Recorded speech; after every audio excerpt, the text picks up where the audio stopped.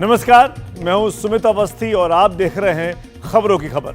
आज हम उन खबरों से रूबरू होंगे जिनमें राजनीति है, जिनमें देश हित है, जिनमें मर्यादा का सवाल है और जिनमें आपका भी ख्याल है। तो खबरों की खबर में सबसे पहले आपको दिखाएंगे कि प्रधानमंत्री नरेंद्र मोदी और उत्तर प्रदेश के मुख्यमंत्री योगी आदित्यनाथ का मुस्लिम कार्ड क्या है, और ये भी बताएंगे कि आज योगी आदित्यनाथ ने ऐसा क्या कहा कि बीजेपी का मुस्लिम विमर्श चर्चा के केंद्र में आ गया है। आज हम आपको ये भी दिखाएंगे विस्तार से कि केंद्रीय गृह मंत्री अमित शाह ने क्यों कहा था कि हमने हुर्रियत को जमीन में गाड़ दिया है और कैसे वो बात अब साफ साफ दिखाई देने लगी है। इसके अलावा हम आगे चलेंगे संसद की ओर। संसद में आज जमकर टसल हुई है। हम आपको यह भी बताएंगे कि लोकसभा स्पीकर ओम बिरला ने विपक्ष के नेता राहुल गांधी को आज क्यों पढ़ाया है मर्यादा का पाठ, और अब इस खबर में, इस डेवलपमेंट में आगे क्या हो सकता है, क्या आसार दिखाई देते हैं। इसके साथ ही आज हम आपको, अगर आपके घर में प्राइवेट स्कूल में पढ़ने वाले बच्चे हैं तो एक खुशखबरी है आपके लिए, खास तौर पर अगर आप दिल्ली में रहते हैं। आपको किताब और ड्रेस के लिए स्कूलों की मनमानी अब नहीं चलेगी, खास दुकानों से ये सामान नहीं खरीदने होंगे। विस्तार से डिटेल में इस खबर को मैं आगे आपको दिखाता हूं, लेकिन तो शुरुआत करते हैं उत्तर प्रदेश के मुख्यमंत्री योगी आदित्यनाथ से। योगी आदित्यनाथ के 8 साल मुख्यमंत्री के तौर पर पूरे हो गए हैं। अपने दूसरे कार्यकाल के आखिरी 2 साल में किसी भी बल्लेबाज की ही तरह धुआंधार बल्लेबाजी की मंशा आजकल वो रह रहकर दिखाते हैं।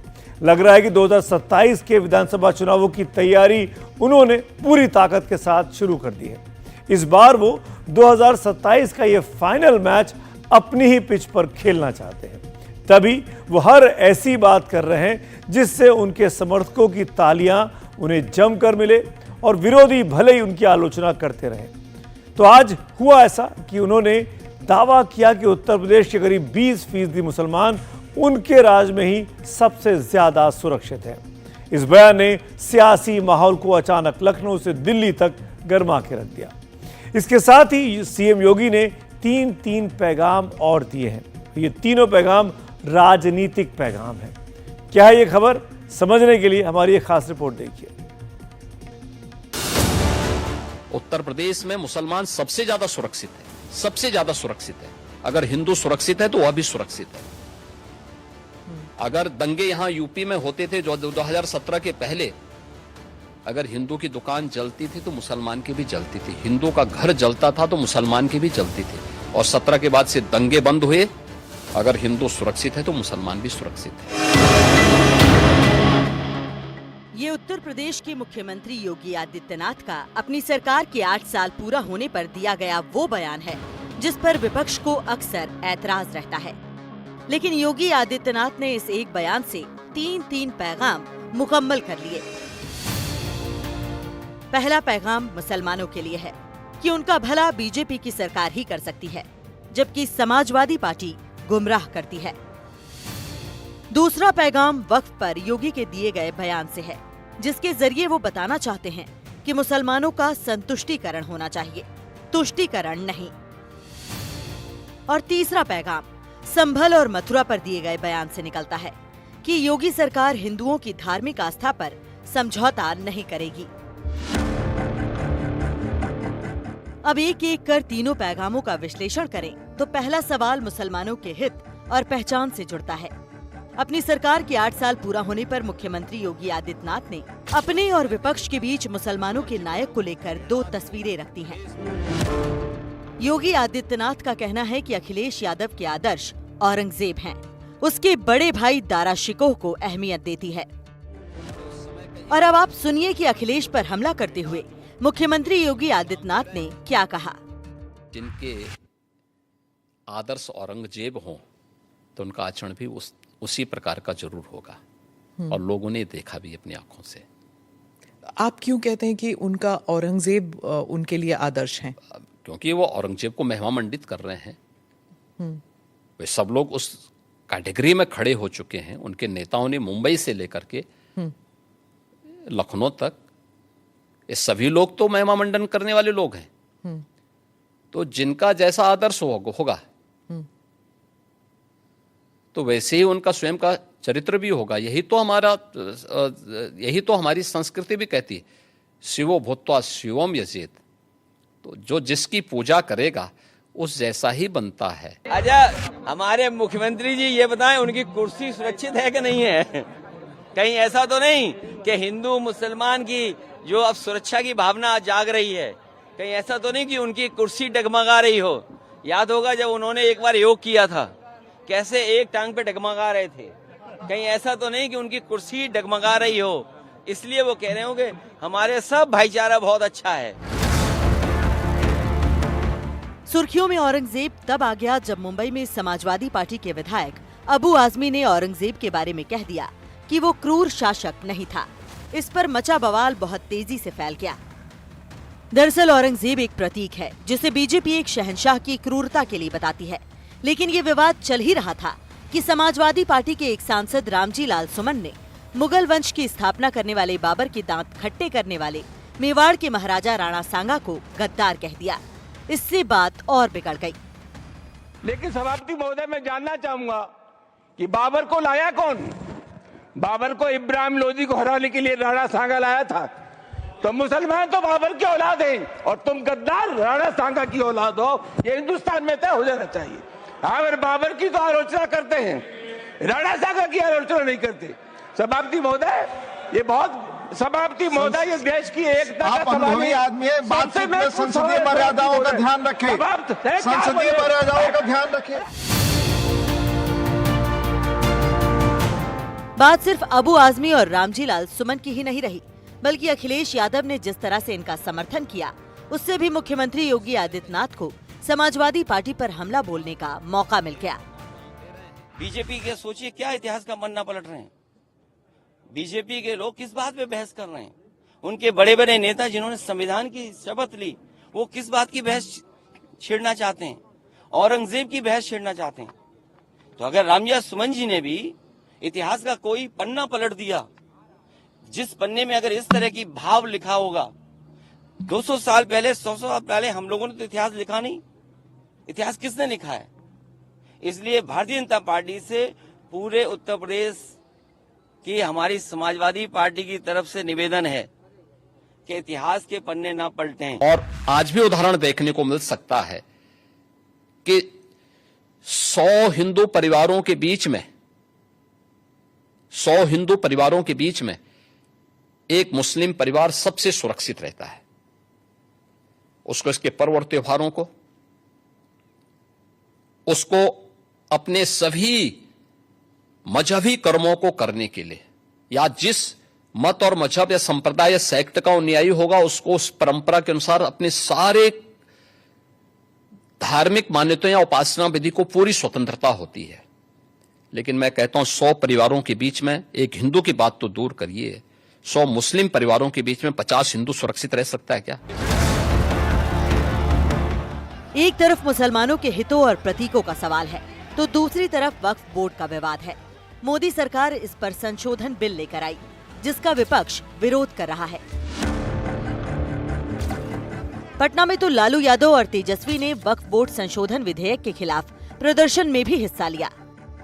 मस्जिदों के लिए, स्कूलों के लिए, या जो जरूरतमंद लोग हैं, ये संस्था जो है उसके लिए ये काम करते हैं लोग। तो आप देखिएगा हर तरीके से जो है इसी तरीके काम उन लोगों ने किया है। और कहीं भी आप देखिएगा लगातार जो है मोदी जी या एनडीए की सरकार हमेशा इस तरह का बिल लाती है जहां तनाव जो है वो पैदा किया जाए। कभी सीए हो, एनआरसी का मुद्दा हो, कभी वो लाती है, कभी वक्फ बोर्ड का बिल लाती है। सबसे ज्यादा सुरक्षित। लेकिन योगी आदित्यनाथ ने इस पर अपना रुख साफ कर दिया है कि बदलाव क्यों जरूरी है। वक्त संशोधन अधिनियम जेपीसी ने जो अपनी सिफारिश की है, ये आज की आवश्यकता है और इसको समयबद्ध तरीके से आगे बढ़ना चाहिए। और मुझे लगता है देश के हित में भी होगा, मुसलमानों के हित में भी होगा। योगी हिंदुत्व की धुरी से हिलना भी नहीं चाहते, लेकिन कानून के दायरे में रहकर। मथुरा की बात क्यों उठा रहे हैं? मथुरा की बात क्यों नहीं उठानी? मथुरा श्री कृष्ण की जन्मभूमि नहीं है क्या? पर वो तो अब कोर्ट में है ना। कोई कोर्ट का ही आदेश पालन कर रहे हैं ना, तो अब तक तो वहां बहुत कुछ हो गया होता। जितने भी होंगे सब ढूंढेंगे, जितने भी होंगे सब ढूंढेंगे, सब निकालेंगे और दुनिया को बोलेंगे कि भगवान ने जिसको आंखें दी हैं वो आके देखो तो क्या हुआ था संभल में। धर्म और मजहब के बीच खींची गई लकीरों को मिटाकर राष्ट्र की बात करके योगी आदित्यनाथ ने एक बड़ी लकीर खींच दी है। अपि स्वर्णमयी लंका नमे लक्ष्मण रोचते जननी जन्मभूमिस्य स्वर्गादपि गरीयसी। कि लक्ष्मण, लंका भले ही सोने की क्यों न हो, लेकिन याद रखना ये मुझे रुचिकर नहीं लगती, मेरी रुचि का नहीं है। मेरा काम था माता सीता को दुरात्मा रावण से मुक्त करना, वो मैंने कर लिया है।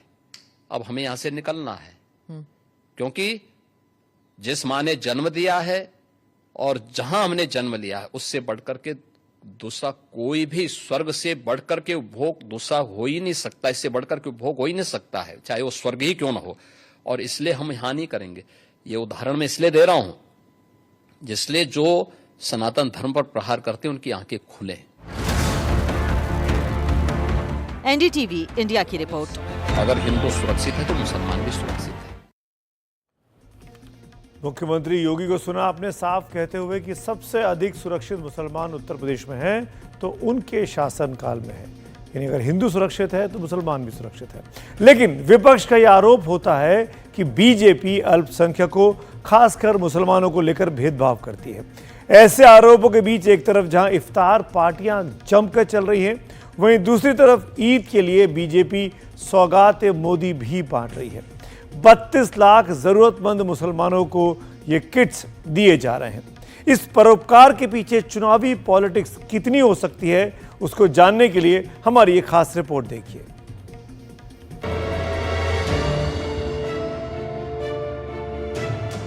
बिहार के दो दिग्गजों के घर जिस वक्त इफ्तार पार्टी चल रही थी, उसी वक्त मुसलमानों के लिए प्रधानमंत्री नरेंद्र मोदी की तरफ से खास सौगात दी जा रही थी।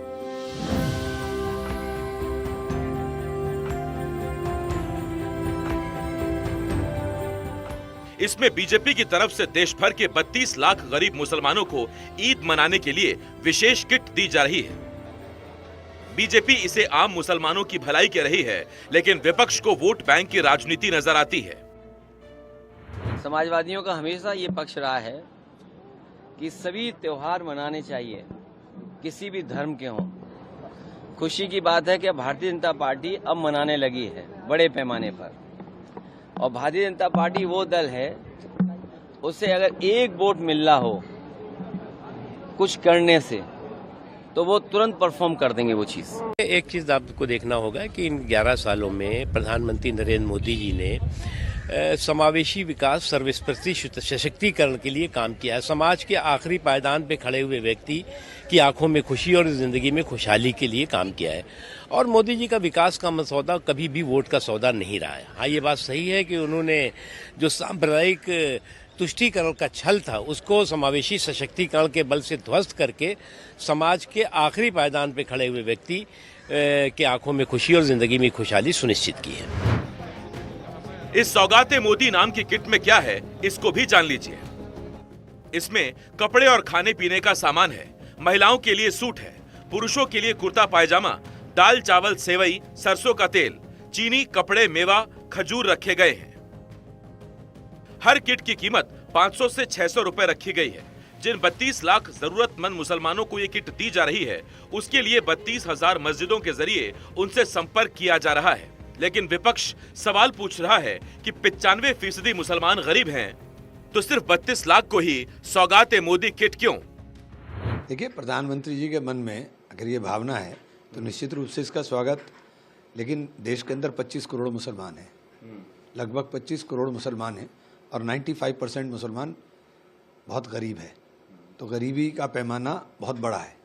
लेकिन मुसलमान को इस किट की ज़रूरत नहीं है।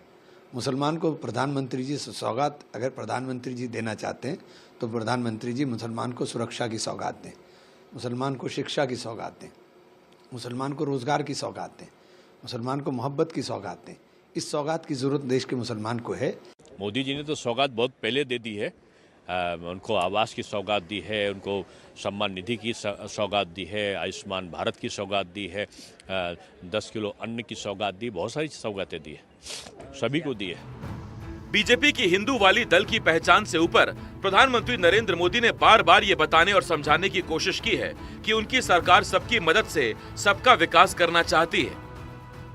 साथियों, आज देश सबका साथ, सबका विकास, सबका विश्वास और सबका प्रयास के मूल मंत्र पर चल रहा है।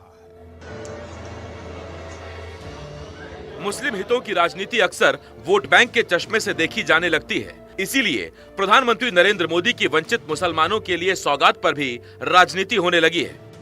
खासकर बिहार चुनाव के मद्देनजर, जहां इस साल के आखिर में तय होगा कि अगली बार बिहार में किसकी सरकार बनेगी, और जाहिर है कि बिहार की 17% मुस्लिम आबादी इसमें निर्णायक साबित होगी। एनडीटीवी इंडिया की रिपोर्ट। अब बात करते हैं जम्मू कश्मीर की। वोट बैंक की चर्चा आपने जम्मू कश्मीर के संदर्भ में भी सुनी होगी। केंद्र की मोदी सरकार ने कई मौकों पर यह बात कही है कि विकसित और शांत जम्मू कश्मीर को वोट बैंक की पॉलिसी ने बहुत नुकसान पहुंचाया, और इस नकारात्मक इकोसिस्टम में अलगाववादियों ने बहुत बड़ी भूमिका निभाई। इस मोर्चे पर केंद्र सरकार को उस वक्त बड़ी कामयाबी मिली जब हुर्रियत कॉन्फ्रेंस से जुड़े 2 संगठनों ने ऐलान किया कि वो अलगाववाद से अपने सभी रिश्ते तोड़ रहे हैं। गृह मंत्री अमित शाह ने इसे बड़ा कदम बताया। ये रिपोर्ट देखिए। अगर अभी ट्वीट किया तो जाहिर सी बात है मैंने पढ़ा नहीं ना। तो आपने पढ़ा ना, मैंने नहीं पढ़ा ना। आप कमेंट करिए, मैंने पढ़ा नहीं है। जम्मू कश्मीर के मुख्यमंत्री उमर अब्दुल्ला क्यों नाराज हो रहे हैं? ऐसा क्या लिख दिया गया जिस पर वो कमेंट नहीं करना चाहते? तो आइए सबसे पहले आपको दिखाते हैं गृह मंत्री अमित शाह का वो पोस्ट जिसे लेकर सवाल पूछा गया तो उमर अब्दुल्ला भड़क गए। जब पढ़ूंगा तो कमेंट करूंगा। दरअसल गृह मंत्री ने हुर्रियत के बारे में बड़ी जानकारी दी। शाह ने एक्स पर लिखा कि मोदी सरकार की नीतियों ने जम्मू कश्मीर से अलगाववाद को खत्म कर दिया है। हुर्रियत से जुड़े 2 संगठनों ने अलगाववाद से अपने सभी संबंधों को तोड़ने की घोषणा की है। गृह मंत्री ने लिखा, मैं भारत की एकता को मजबूत करने की दिशा में इस कदम का स्वागत करता हूं और ऐसे सभी समूहों से आग्रह करता हूं कि वो आगे आएं और अलगाववाद को हमेशा के लिए खत्म कर दें। इसके साथ ही बुधवार को कश्मीर घाटी के अलग अलग इलाकों में हुर्रियत के साथ जुड़े हुए नेताओं के घर पर छापेमारी चलती रही। इनमें पूर्व हुर्रियत प्रमुख अब्दुल गनी भट्ट का घर भी शामिल है। जानकारी के मुताबिक श्रीनगर, बारामूला और अनंतनाग समेत कश्मीर घाटी में कई स्थानों पर पिछले 2 दिनों से छापे मारे जा रहे हैं। ये छापे उन संगठनों पर हैं जिनके ऊपर UAPA यानी गैर कानूनी गतिविधियां निवारण अधिनियम के तहत मामले दर्ज हैं। इन संगठनों में जम्मू कश्मीर मुस्लिम कॉन्फ्रेंस, जम्मू कश्मीर मुस्लिम लीग और Jammu Kashmir democratic freedom party भी शामिल है। पुलिस ने छापेमारी के दौरान कई दस्तावेज जब्त किए हैं। दरअसल केंद्र सरकार पहले से ही जम्मू कश्मीर की अलगाववादी ताकतों पर नकेल कसने में लगी हुई है। मैं आज गर्व के साथ कह रहा हूं, 19 से 24 के बीच में हुर्रियत के सबसे सीरियस टाइप के 14 ऑर्गेनाइजेशन आज 14 के 14 बैन कर दिए गए। मान्यवर, हुर्रियत का अस्तित्व इस हुर्रियत के साथ एक जमाने में बातचीत करते थे। पाकिस्तान के बातचीत करने के लिए मीडिएटर बनाया था, आतंकवादी संगठनों से बातचीत करने के लिए। वो हुर्रियत को हमने समाप्त कर दिया, जमीन के अंदर गाड़ने। हुर्रियत कॉन्फ्रेंस के पूर्व नेता और जम्मू कश्मीर पीपुल्स मूवमेंट के अध्यक्ष शाहिद सलीम और JKDPM के शफी रेशी अलगाववाद को छोड़कर मुख्यधारा से जुड़ रहे हैं। शाहिद सलीम ने एक प्रेस नोट में लिखा कि उन्हें और उनके संगठन को ऑल पार्टीज उस हुर्रियत कॉन्फ्रेंस की विचारधारा से कोई सहानुभूति नहीं है, जो कि जम्मू कश्मीर के लोगों की आकांक्षा और शिकायतों को दूर करने में सक्षम नहीं है। सलीम ने कहा कि वो भारत के वफादार नागरिक हैं और उनका संगठन ऐसे किसी संगठन से जुड़ा हुआ नहीं है जिसका एजेंडा प्रत्यक्ष या अप्रत्यक्ष रूप से भारत और उसके हितों के खिलाफ हो। शाहिद सलीम ने साफ कहा है कि वो और उनका संगठन भारत के संविधान के प्रति निष्ठा रखते हैं। दरअसल हुर्रियत से जुड़े संगठनों में आ रहे इसी बदलाव का जिक्र करते हुए गृह मंत्री अमित शाह ने पोस्ट किया था कि मोदी सरकार की नीतियों ने जम्मू कश्मीर से अलगाववाद को खत्म कर दिया है, जिसका जिक्र मुख्यमंत्री उमर अब्दुल्ला के सामने पत्रकारों ने किया, लेकिन उमर इस पर जवाब देने के बदले किनारा करते दिखे। अगर अभी ट्वीट किया तो जाहिर सी बात है मैंने पढ़ा नहीं ना, मुझे नहीं मालूम इसके बारे में, जब मालूम करूंगा देख लेंगे। तो how can I comment on something I haven't seen? तो आपने पढ़ा ना, मैंने नहीं पढ़ा ना, आप कमेंट करिए, मैंने पढ़ा नहीं है, जब पढ़ूंगा तो कमेंट करूंगा।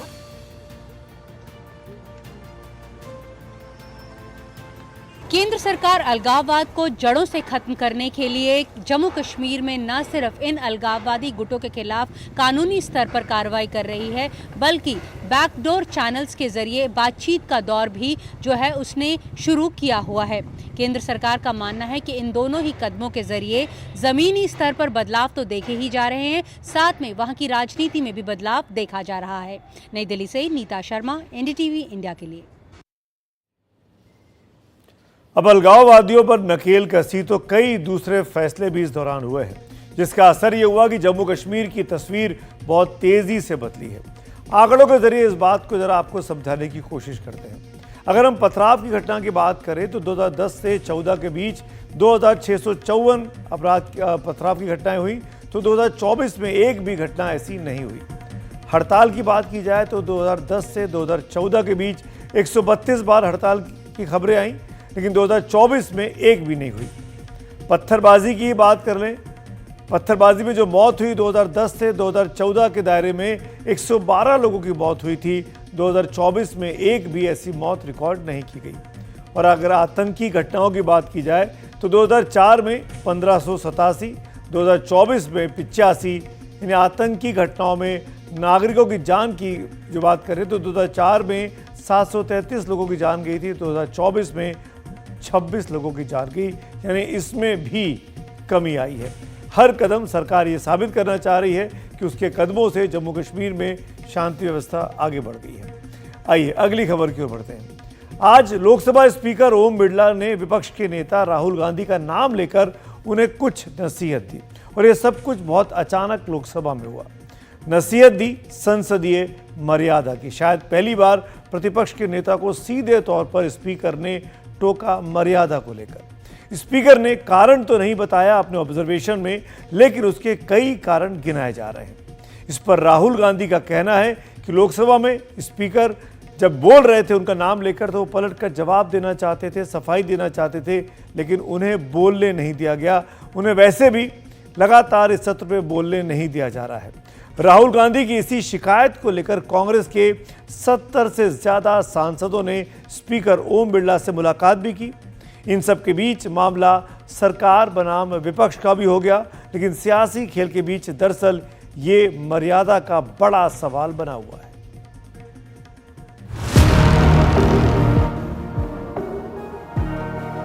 माननीय सदस्यगण, आप सबसे अपेक्षा की जाती है कि आप सदन की मर्यादा और शालीनता के उच्च मापदंडों को बनाए रखें।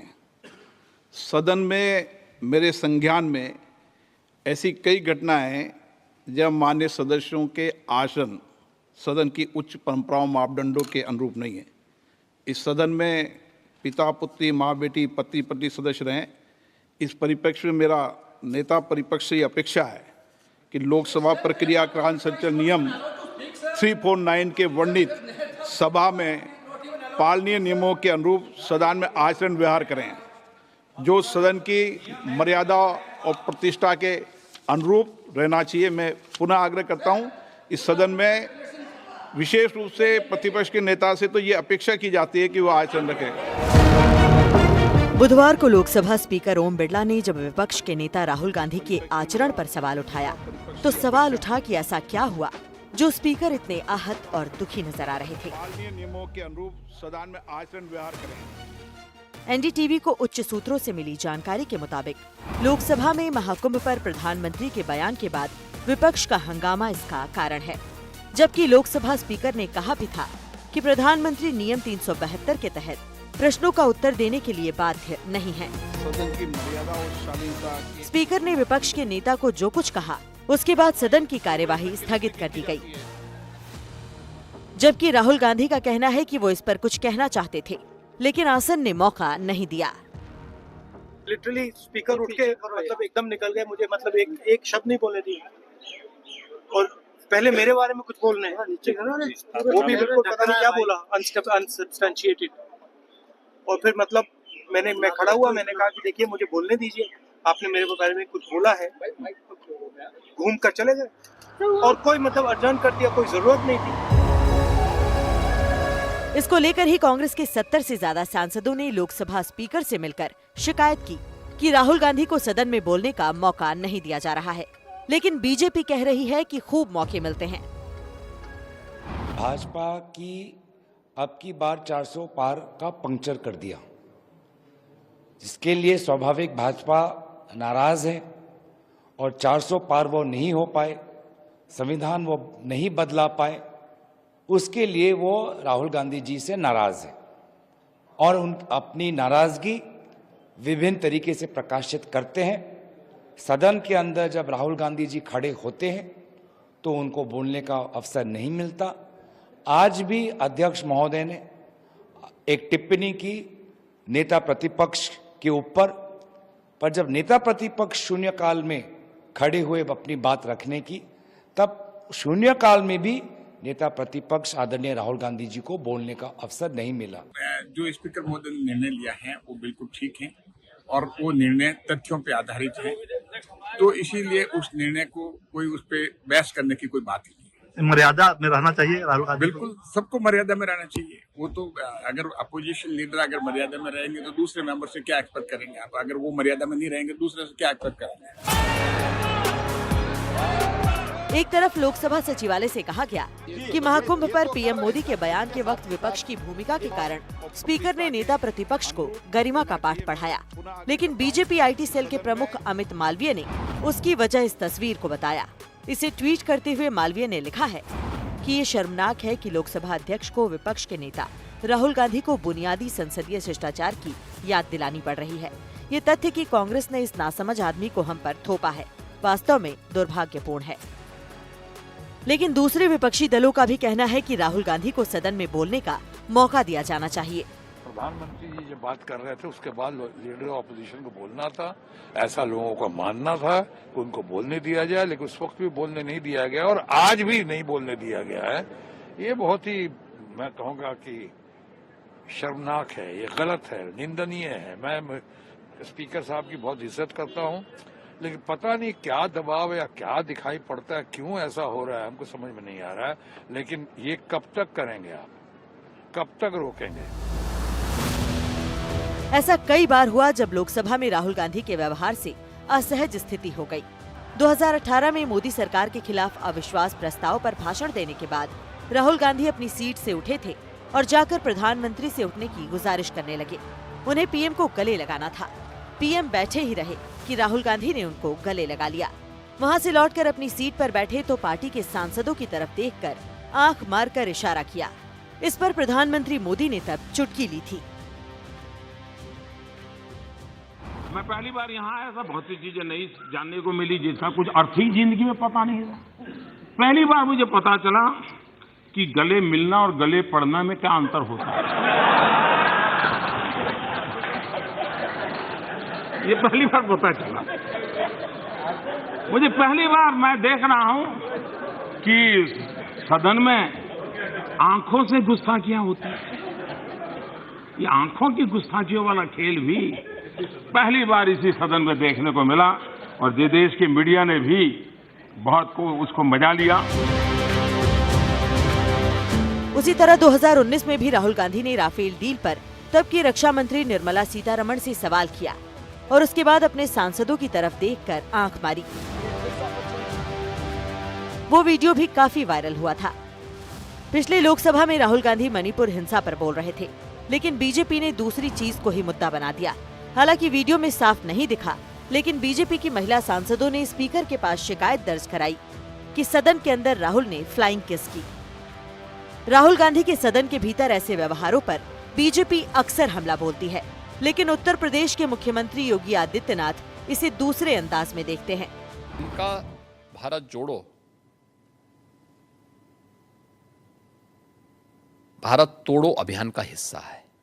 ये जहां जाते हैं दक्षिण में जाएंगे तो उत्तर भारत की निंदा करेंगे, उत्तर में आएंगे तो दक्षिण की निंदा करेंगे, भारत से बाहर जाएंगे तो भारत की निंदा करेंगे।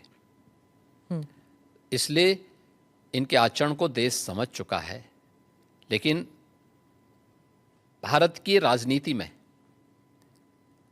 भारतीय जनता पार्टी के लिए राहुल जैसे कुछ नमूने जरूर रहने चाहिए, जिससे एक रास्ता हमेशा के लिए साफ होता रहे, अच्छा रहता है, बना रहे। अब देखते रहिए कि आगे इस मामले पर क्या क्या होता है। दिल्ली में प्रशांत के साथ एनडीटीवी इंडिया की रिपोर्ट।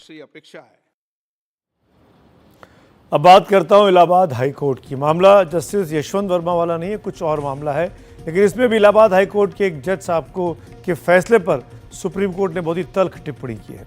बीते दिनों रेप के एक मामले में इलाहाबाद हाईकोर्ट की टिप्पणियों को लेकर बहुत हंगामा हुआ था। हाईकोर्ट ने रेप की व्याख्या करते हुए जो कुछ कहा उसने सबको हैरान कर दिया था। अब सुप्रीम कोर्ट ने इस मामले में जिस तरीके से संज्ञान लिया और मानवीय संवेदना दिखाई है, वो कानून में लोगों का विश्वास और सम्मान बढ़ाने वाली बात है। तभी आज हम सुप्रीम कोर्ट के लॉयर्स को, उनके जस्टिस को ये कह रहे हैं, thank you your honour. Supreme court के जज जस्टिस बी.आर. गवई और जस्टिस ए.जी. मसीह की बेंच ने जो फैसला दिया है, उसके बाद तो वाकई यही कहा जाएगा, थैंक यू योर ऑनर, आपने इंसाफ की आबरू रखी।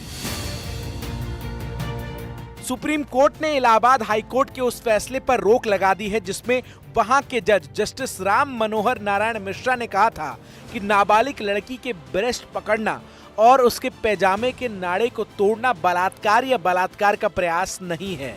इस पर फैसला देते हुए सुप्रीम कोर्ट ने कहा कि यह बेहद गंभीर मामला है जिसमें जज की पूरी संवेदनहीनता दिखती है। हम इतनी जल्दी रोक नहीं लगाते, लेकिन इसमें अमानवीयता दिखती है। हमें जज के खिलाफ ऐसे सख्त शब्दों के इस्तेमाल का अफसोस है, जबकि ये फैसला तात्कालिक आवेग से नहीं, ठंडे दिमाग से लिखा गया है। हाई कोर्ट के चीफ जस्टिस ये मामला देखें और जरूरी कदम उठाएं। इस रोक का मतलब यह है कि अब ऐसे किसी मामले में कोई आरोपी इन टिप्पणियों का हवाला देकर कोई राहत नहीं ले सकते। साथ ही सुप्रीम कोर्ट ने केंद्र और उत्तर प्रदेश सरकार से भी इस मसले पर जवाब मांगा है।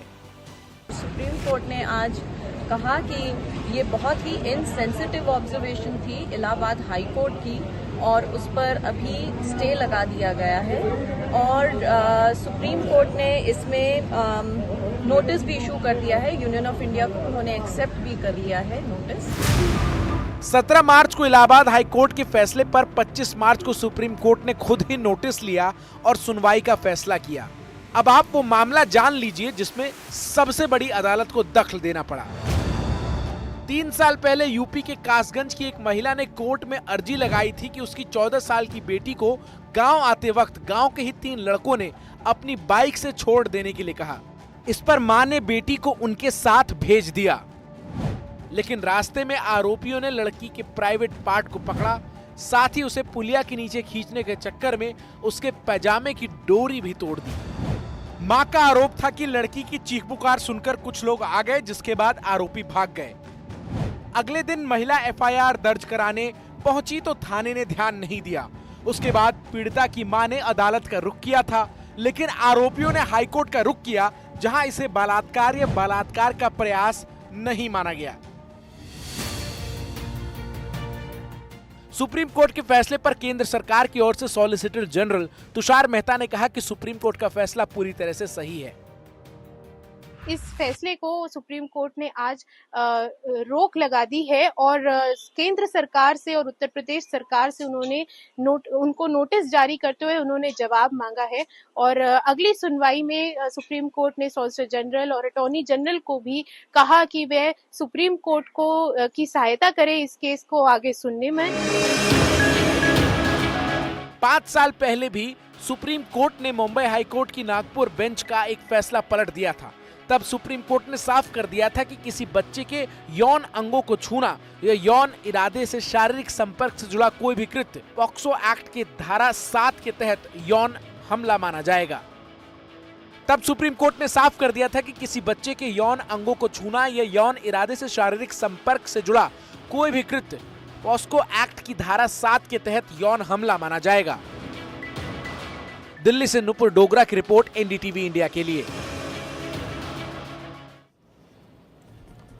आपके बच्चे क्या किसी प्राइवेट स्कूल में पढ़ते हैं और क्या आप दिल्ली में रहते हैं? क्या आपके बच्चों के स्कूल से ये दबाव पड़ता है कि फला जगह से ही ड्रेस खरीदें, फला दुकान से ही उनकी बुक्स खरीदें, स्कूल में स्टॉल लगते हैं, कहीं और से आपको बाहर का सामान खरीदने नहीं दिया जाता? क्या ये आपके साथ होता है?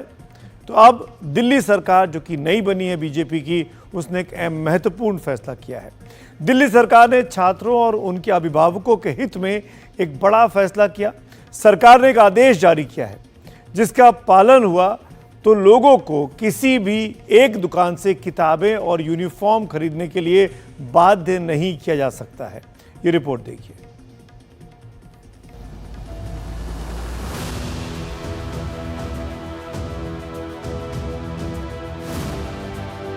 दिल्ली से जो खबर आ रही है वो शिक्षा के क्षेत्र में क्रांतिकारी साबित हो सकता है।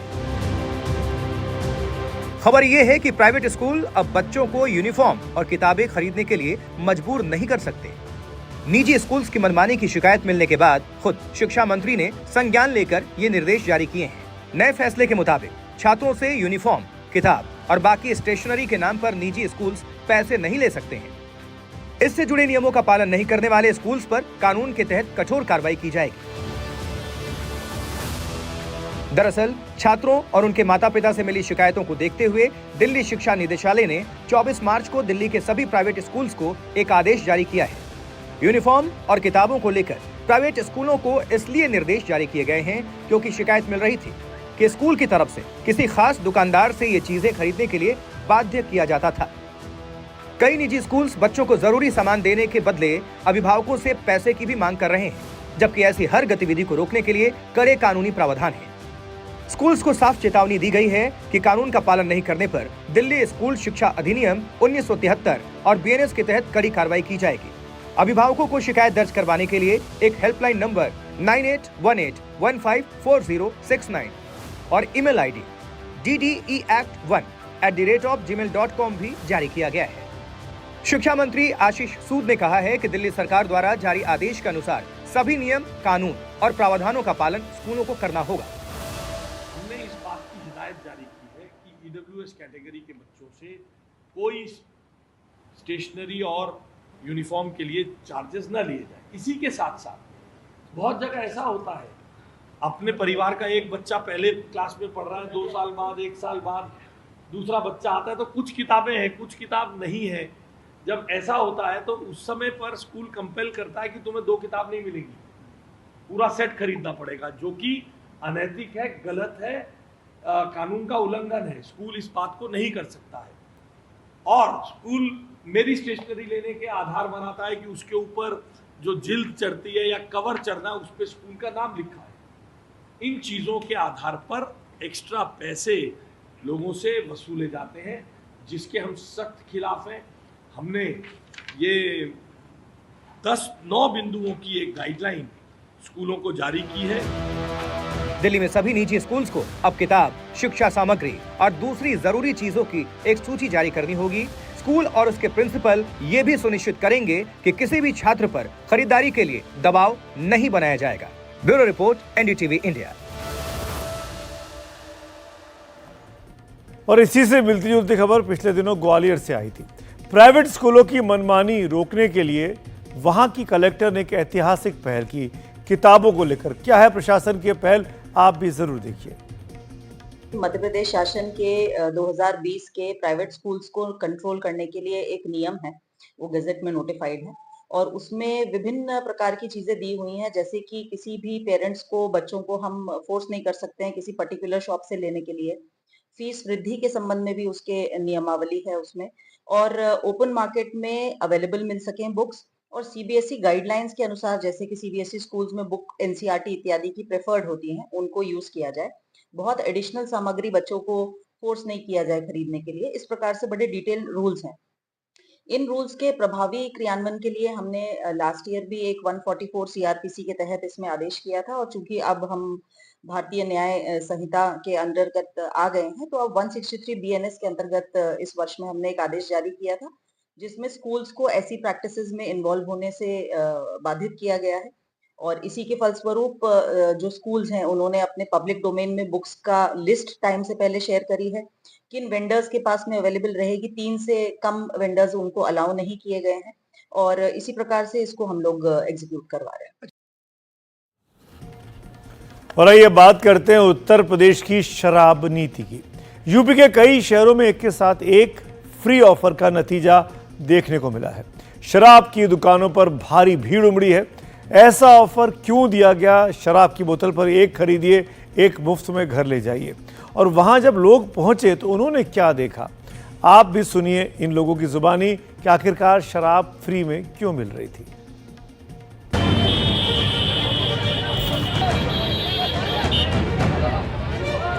आप देखेंगे वाइन शॉप है, यहाँ पे एक तरीके से पूरी भीड़ भी आपको नजर आ रही है। नोएडा की शराब की दुकानों पर भीड़ उमड़ गई और देखते ही देखते कई दुकानों से शराब का स्टॉक खत्म हो गया। कल यहाँ पे ऑफर चला था जी, एक के साथ एक फिल्म मिलती थी और आज नहीं मिलती। पेपर में पढ़ा था जी कि यहाँ पर यूपी के अंदर सभी डेको बाय 1 गेट 1 है, लेकिन यहाँ तो कुछ दिख नहीं रहा, तो हमें तो बेवकूफ बनाया गया है जी यहाँ पे। कारण ये है कि शराब की दुकानों पर एक के साथ एक फ्री का ऑफर दिया गया। कई लोग तो पूरी की पूरी पेटी उठाकर ले जाते दिखे, लेकिन ये ऑफर मंगलवार तक ही था। बुधवार को सीन बदल गया। और इस वक्त में नोएडा सेक्टर 18 में आप देखेंगे वाइन शॉप है, यहाँ पे एक तरीके से पूरी भीड़ भी आपको नज़र आ रही है। लेकिन ये जो भीड़ है, ये एक जो कल एक पूरी स्टोरी आई थी कि शराब जो है वो एक के साथ एक बोतल फ्री मिलेगी, इसको देखते हुए बहुत से लोग आए, लेकिन वो निराश भी हैं कि क्या आप अभी आप आए, आपको देखा मिली क्या? नहीं, यहाँ पर कोई वाइन या विस्की 1 to 1 ऑफर नहीं चल रहा है। हाँ, वो न्यूज़ में बस एक आधा फ्लोट हुआ था, बट यहाँ पर जब पूछा तो कोई ऐसा ऑफर नहीं चल रहा है। कुछ भी नहीं है, ना डेट स्पेसिफाई है कब तक रहेगा और कुछ इन्होंने नहीं बताया, कोई ऑफर नहीं चल रहा है। तो बिल्कुल आप लोग आए, निराश हुए अंकल थोड़ा सा कि आपको मिली नहीं, एक के साथ एक फ्री, थोड़ा सा के साथ एक फ्री नहीं मिली ना। कहाँ से आप गाजियाबाद से आए थे? गाजियाबाद से आए। गाजियाबाद से आए थे। देखिए गाजियाबाद से आए थे, लेकिन उन्होंने सोचा कि यहाँ मिलेगी, बट यहाँ आप देख सकते हैं अभी भी भीड़ है। ये लोग अभी यही ख्वाहिश कर रहे हैं कि शायद इनको यहाँ पे मिल जाए। पूरी यहाँ पे भीड़ आपको नजर आएगी। भाई एक के साथ एक फ्री मिल रही है, नहीं मिल रही? अब नहीं है। वो कल तक था क्या? कल था क्या? कल पे तो मिल रही थी, कल को तो मिली थी। अच्छा, तो देखिए साफ तौर पे ये शॉप वाले हैं, उन्होंने साफ तौर पे मना कर दिया कि भाई कोई यहाँ पे ऐसा ऑफर नहीं है। यूपी में ऑफर की खबर सुनकर कई ग्राहक दूर दराज से नोएडा पहुंचे, लेकिन अब ऑफर खत्म हो चुका है और एक के साथ एक फ्री नहीं बल्कि निराशा मिल रही है। ये जो वाइन की शॉप है वहाँ पे आया हुआ, उन्होंने तो साफ तौर पे आप देखेंगे लिख भी दिया है कि यहाँ पर कोई ऑफर नहीं है। यानी ये साफ तौर पे तो बता ही रहे हैं कि यहाँ ऑफर नहीं है। यहाँ पे कई दूर से भी लोग आए। कहाँ से आए आप? जी हम नोएडा से आए हैं जी। अच्छा, तो आपने जब आए तो खबर सुनी तो क्या हुआ? जी खबर सुनी, सुबह पेपर में पढ़ा था जी कि यहाँ पर यूपी के अंदर सभी डेको बाय 1 गेट 1 है, लेकिन यहाँ तो कुछ दिख नहीं रहा, तो हमें तो बेवकूफ बनाया गया है जी यहाँ पे। तो आप कहाँ से आए थे? हम भी दिल्ली से ही आए थे। यहाँ कुछ भी नहीं है, ऐसा कुछ नहीं है। आपको बता दें ये जो पूरी खबर थी वो ये थी कि एक्साइज डिपार्टमेंट ने कहा था कि उनको जिनके पास जो पुराने ठेके हैं उन्हें अपने स्टॉक ख़त्म करना है। तो ज़रूर उस वक्त में ये ऐसे ऑफर्स दिए गए जिसकी वजह से कल तक था ये ऑफ़र, लेकिन अब जब एक तरीके से वो पुराना स्टॉक ख़त्म हो गया तो फिर से देखा जा रहा है कि वापस जो पुराने ही रेट पे ही अब शराब यहाँ पे बेची जा रही है। उत्तर प्रदेश में पिछले दिनों ई लॉटरी से शराब की दुकानों का आवंटन किया गया है। इसके साथ ही पुरानी दुकानों के लिए 31 मार्च तक स्टॉक खत्म करना जरूरी हो गया है, क्योंकि बची हुई शराब सरकार के पास चली जाएगी और उसकी बिक्री पर रोक लग जाएगी। यही वजह है कि कई दुकानों ने शराब की कीमतों में 40 से 50% तक की छूट दे डाली। एक के साथ एक फ्री वाला ऑफर भी इसी का हिस्सा था। इसी तरह सहारनपुर की तस्वीरें देखिए। 25 मार्च यानी मंगलवार के दिन शराब के अधिकतर ठेकों पर लंबी लाइनें लगी रही। एक बोतल के साथ एक बोतल फ्री दी गई। कल कुछ दुकानों की शिकायत आई थी कि वहाँ पे जो है काफ़ी भीड़ इकट्ठी हो रही है और जो नियम जो है उससे ज़्यादा बेची जा रही है, और एक के साथ एक फ्री वाली भी कुछ लोगों की शिकायत आई थी। पहली बात तो सारे के सारे जो सेल्समैन हैं उनको स्ट्रिक्टली निर्देश दे दिए गए हैं। सारे अनुज्ञातियों को स्ट्रिक्टली जो है वो बताया गया कि कहीं से अगर यदि कोई वो होती है तो कड़ी कार्रवाई की जाएगी। हालात ये हो गए कि व्यवस्था बनाए रखने के लिए पुलिस को लगातार मौजूद रहना पड़ा, लेकिन बुधवार को यहाँ आए लोगों को ऑफर नहीं मिला। तो चला था जी, एक के साथ एक दिन मिल रही थी और आज नहीं मिली। कल क्यों नहीं ली आपने? कल भीड़ भड़का ज्यादा था इसलिए। तो आज आए तो आज क्या मिले? आज देखो आज फिर आया मैं इसलिए माने। तो क्या कर रहे थे ठेके वाले? अभी तो मना कर रहे हैं, ऊपर आई कोई एक पे लेके जो है संतुष्टि लोगे या नहीं लोगे? नहीं लेके तो रहेंगे, लेनी तो ही। कई शहरों में 50 से लेकर 100 और 200 रुपए तक का डिस्काउंट भी दिया गया, लेकिन हर ऑफर के साथ शर्तें लागू थी, यानी डिस्काउंट तभी तक जब तक स्टॉक है।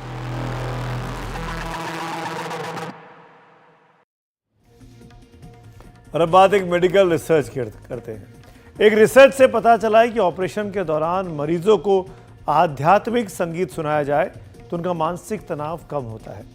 उत्तर प्रदेश की योगी सरकार के निर्देश पर झांसी के महारानी लक्ष्मीबाई मेडिकल कॉलेज ने एक स्टडी की तो ये नतीजे सामने आए हैं। स्टडी के बाद ये पता चला कि आध्यात्मिक संगीत की वजह से ऑपरेशन के दौरान मरीजों की हार्ट बीट और ब्लड प्रेशर बेहतर रहता है।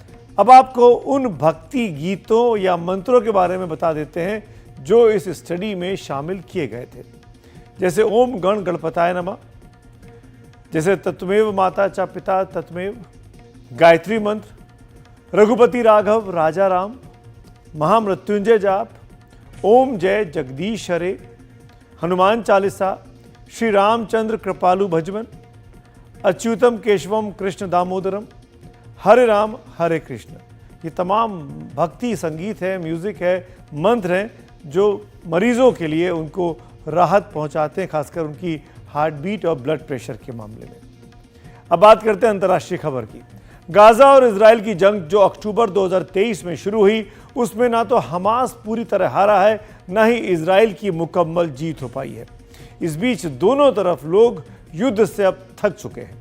गाजा में जंग से उबरकर गाजा की सड़कों पर हजारों फिलिस्तीनी पहली बार उतरे और हमास को उखाड़ फेंकने के नारे लगाने लगे।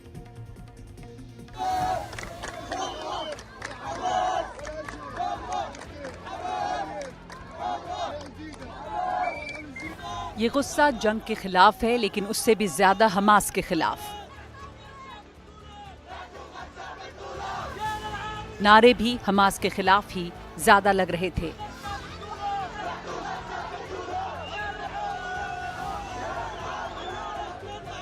ये वो लोग हैं जो अब अपने घरों में रहना चाहते हैं, सुकून चाहते हैं, अपने बच्चों को पढ़ाना लिखाना चाहते हैं। इजराइल के साथ 2023 से जो जंग लगातार चल रही है, उसमें गाजा में लाखों लोग मारे गए, लेकिन जो जिंदा हैं वो भी बस जैसे तैसे, बिना घर के और खाने पानी की किल्लत के बीच दिन गुजार रहे हैं। इजराइल ने पिछले कुछ दिनों से एक बार फिर गाजा पर चौतरफा हमले शुरू कर दिए हैं। लगातार हमलों के बीच गाजा के लोग हमास के खिलाफ सड़कों पर हैं। वो इस जंग से थक चुके हैं। हमास के खिलाफ इतने बड़े पैमाने पर प्रदर्शन पहली बार देखे जा रहे हैं। सोशल मीडिया पर लोगों से डेर अल बलाह, जबालिया कैंप, नुसरियात, गाजा शहर, खान यूनुस, अल शुजाइया और बेतलाहिया में प्रदर्शन की अपील की गई थी। ज्यादातर जगहों पर लोग जुटे और अपने गुस्से का इजहार किया, लेकिन कुछ जगहों पर कुछ नकाबपोश लोगों ने प्रदर्शनकारियों के साथ बदसलूकी भी की।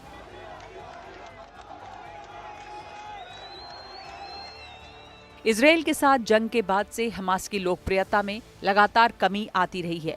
पिछले साल के सर्वे बताते हैं कि हमास के साथ 35% लोग हैं और विरोध में 26। इससे ठीक एक साल पहले करवाए गए सर्वे में हमास के साथ 71% लोग थे और 21% ने उसका विरोध किया था। इजराइल के साथ जंग की शुरुआत करने वाले हमास को जनवरी 2006 में हुए चुनावों में पहली बार जीत मिली थी। तब उसे 132 में से 74 सीटें मिली थीं और विरोधी फतह को 45 सीटें। अगले ही साल हमास और फतह के बीच हिंसक संघर्ष हुआ, जिसमें सैकड़ों मारे गए। इसमें हमास की जीत हुई और इसके बाद से उसने किसी और को वहां की सत्ता पर काबिज नहीं होने दिया। लेकिन अक्टूबर 2023 में हमास ने इजराइल के साथ जो किया वो पूरे गाजा और वेस्ट बैंक पर भारी पड़ रहा है। इजरायली हमलों के दूसरे दौर में 792 लोग मारे जा चुके हैं, 1163 जख्मी हुए हैं। इजरायली हमलों में पिछले 24 घंटों के दौरान 62 लोगों की जान गई है और 296 घायल हुए हैं। इजराइल का कहना है कि जो लोग मारे गए हैं उनमें से 150 हमास और दूसरे संगठनों से जुड़े हुए हैं। इजराइल ने हमास के हर बड़े नेता को खत्म कर दिया है। हमास से जुड़े 20,000 लोगों को मारने का दावा भी वो कर रहा है। हमास इतना कमजोर पहले कभी नहीं था जैसा अब है, लेकिन अपने ही लोगों का विरोध अगर जारी रहा तो इस बात में शक नहीं कि उसकी हालत और खराब हो जाएगी। बुलेटिन के आखिर में हम आगे, लेकिन इस वक्त एक बड़ी खबर आ रही है। समाजवादी पार्टी के नेता रामजी लाल सुमन ने अपने राणा सांगा वाले विवादित बयान पर खेद जता दिया है। आज आगरा में उनके घर पर करणी सेना के लोगों ने तोड़फोड़ भी की थी। अब बात कर लेते हैं कल के कैलेंडर की, यानी 27 मार्च की वो खबरें जो सुर्खियों में रह सकती हैं। तो पहली खबर जो है वो ये कि छत्रपति संभाजी महाराज के जीवन पर आधारित फिल्म छावा की स्पेशल स्क्रीनिंग कल संसद में होने वाली है। फिल्म की स्क्रीनिंग के कार्यक्रम में प्रधानमंत्री नरेंद्र मोदी, गृह मंत्री अमित शाह के अलावा दूसरे मंत्री और कई सांसद भी शामिल होंगे। इस फिल्म में लीड किरदार एक्टर विकी कौशल ने निभाया है। और कल की जो दूसरी खबर है बड़ी, उस पर पीएम इंटर्नशिप स्कीम को लेकर कल एक और कैंडिडेट ओपन हाउस का आयोजन किया गया है। कॉरपोरेट अफेयर्स मंत्रालय के इस कार्यक्रम का उद्देश्य उम्मीदवारों के हर सवाल का जवाब उन तक पहुंचाना है। पीएम इंटर्नशिप योजना 2025 के लिए आवेदन की अंतिम तिथि 31 मार्च है।